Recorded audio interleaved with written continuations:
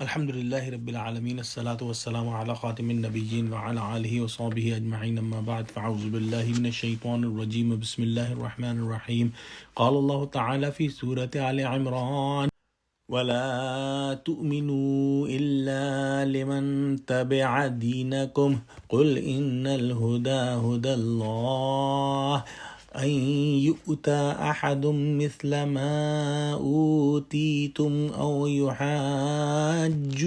عند ربكم قل إن الفضل بيد الله يؤتيه من يشاء واللہ واسع علیم۔ ترجمہ: اور صدقے دل سے کسی کے روبرو اقرار مت کرنا مگر ایسے شخص کے روبرو جو تمہارے دین کا پیرو ہو۔ اے محمد صلی اللہ علیہ وآلہ وسلم، آپ کہہ دیجئے کہ یقیناً ہدایت اللہ کی ہدایت ہے۔ ایسی باتیں اس لیے کرتے ہو کہ کسی اور کو بھی ایسی چیز مل رہی ہے جیسی تم کو ملی تھی، یا اور لوگ تم پر غالب آ جاویں۔ تمہارے رب کے نزدیک ہے محمد صلی اللہ علیہ وآلہ وسلم، آپ کہہ دیجئے کہ بے شک فضل تو خدا کے قبضے میں ہے اور وہ جس کو چاہیں عطا فرمائے، اور اللہ بڑی وسعت والے اور خوب جاننے والے ہیں۔ پچھلی آیت میں یہودیوں کی ایک سازش بیان ہوئی تھی جس کے اندر انہوں نے جو ہے منافق بن کر مسلمانوں کے اندر جانے اور دن بھر مسلمان رہنے کے بعد دن کے آخر میں دوبارہ کفر میں لوٹنے کی تدبیر کی تھی، اور انہوں نے آپس میں یہ کہا تھا کہ تمہارا جو دین یہودیت ہے، اس دین پر مضبوطی کے ساتھ جمنے کا اقرار انہی لوگوں کے سامنے کرنا جو تمہارے دین کے تابع ہیں، یعنی اپنا اندرونی عقیدہ اپنے ہی لوگوں کے سامنے بیان کرنا اور مسلمانوں کو دین اسلام سے پھرنے کے لیے اوپر سے یہ کہہ دینا کہ ہم نے تمہارا دین قبول کیا، اندر سے اپنا عقیدے پر ہی جو ہے وہ رہنا، پھر ظاہری طور پر یوں بھی کہنا کہ ہم اپنے دین پر واپس آ گئے، حالانکہ دل سے انہوں نے اپنا دین کبھی چھوڑا ہی نہیں تھا۔ یہ ان کا صریح مکر اور فریب تھا۔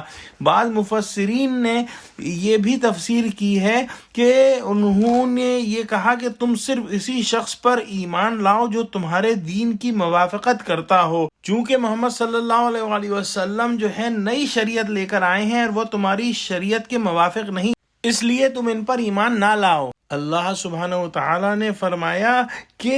اے محمد صلی اللہ علیہ وآلہ وسلم آپ فرما دیں کہ بلا شبہ ہدایت اللہ ہی کی ہدایت ہے، اور جسے چاہتا ہے ہدایت دیتا ہے، اور جسے وہ چاہے ہدایت پر رکھنا اسے کوئی بھی تدبیر ہدایت سے نہیں روک سکتی۔ اور بے شک اللہ ہی کے اختیار میں ہے کہ وہ اپنی پہلی بھیجی ہوئی شریعت کو منسوخ کر دے اور اس کی جگہ دوسری شریعت بھیج دے اور اس پر عمل کرنے کا حکم فرما دے۔ جب اللہ سبحانہ وتعالی نے اپنے آخری نبی محمد صلی اللہ علیہ وآلہ وسلم کے دوسری شریعت بھیج دی تو اسے قبول کرو، اگر اس کے خلاف چلو گے تو برابر کفر کی گمراہی میں رہو گے۔ یہودیوں کو یہ بھی ایک گمان تھا اور ڈر تھا کہ کہیں ایسا نہ ہو کہ ہمارے لوگ اسلام قبول کر کے اور پھر جو ہے واقعی میں مسلمان ہو جائیں، لہٰذا انہوں نے یہ بھی آپس میں کہا کہ تم کبھی بھی یہ تصدیق دل سے نہ کرنا کہ تم جو ہے وہ اسلام لے آئے ہو، اور یہ کہ جو تم کو علم اور کتاب اور حکمت دی گئی ایسی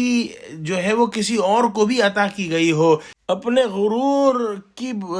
جو ہے وجہ سے وہ یہ سمجھتے تھے کہ حکمت جو ہے وہ صرف ہمارا ہی حصہ ہے۔ نیز انہوں نے یہ بھی کہا کہ تم اس بات کی بھی تصدیق نہ کرنا کہ تمہارے رب کے پاس دوسرے لوگ حجت میں تم پر غالب آ جائیں، کیونکہ تمہارا ہی دین صحیح ہے۔ یہودیوں کو اس بات کا حسد تھا کہ کس طرح سے مسلمانوں کو یہ آسمانی کتاب مل گئی اور یہ نبوت جو ہے بنی اسرائیل سے جو ہے منتقل ہو کر بنی اسماعیل کے پاس جو ہے وہ آ گئی، اور اسی حسد کی وجہ سے اسلام اور اہل اسلام کے تنزل کی کوشش کرتے رہے ہیں۔ آیت کے آخر میں اللہ سبحانہ وتعالی نے فرمایا کہ آپ فرما دیجئے کہ بلا شبہ فضل اللہ کے ہاتھ میں ہے، اور اللہ سبحانہ وتعالی جسے چاہتا ہے فضل عطا فرماتا ہے، وہ بے حد بڑی وسعت والا ہے، بڑے علم والا ہے، اور اپنی رحمت کے ساتھ جس کو چاہے مخصوص فرما دے، اور وہ بڑے فضل والا ہے۔ دعا کرتے ہیں کہ اللہ ہم کو قرآن کا فہم عطا فرما اور مسلم دشمن عناصر کو سمجھنے والا اور ان سے بچنے والا بنا۔ آمین۔ وآخر دعوانا الحمدللہ رب العالمین۔ السلام علیکم ورحمۃ اللہ وبرکاتہ۔